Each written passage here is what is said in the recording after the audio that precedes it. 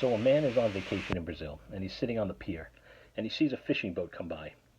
And it's probably early afternoon. So when the boat docks, he goes up to the man and he says, "Hey, how many fish did you catch?" And the guy says, "Quite a few." And he said, "How long did it take you?" He said, "Just a short while." He said, "So what do you do now?"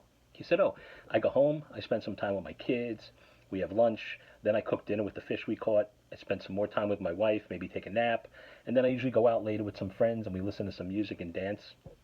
Pretty nice life I have." And he said, "Well, if you just stayed out a little longer, you'd probably catch a lot more fish, you can make a lot more money, and then you can buy a bigger boat to even increase the amount of fish you can carry." And he said, "And then what?" And he said, well, then when you have enough fish and you have a bigger boat, you can maybe start to mass produce it. Maybe you can export it. Maybe you can can some of it. You can really make a lot of money."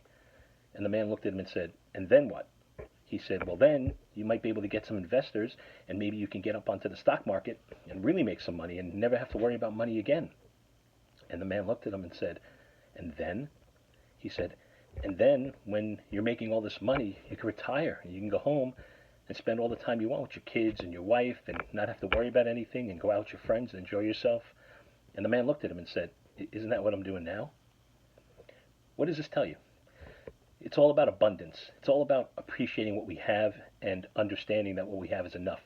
Many times we're always looking for more.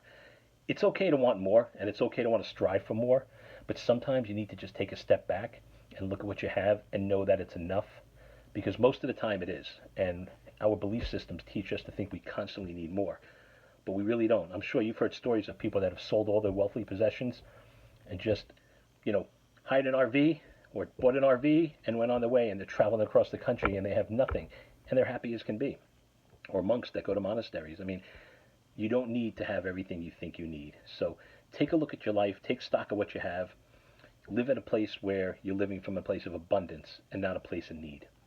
And I hope this was a good story and it teaches you a small lesson, and I hope you have a great day.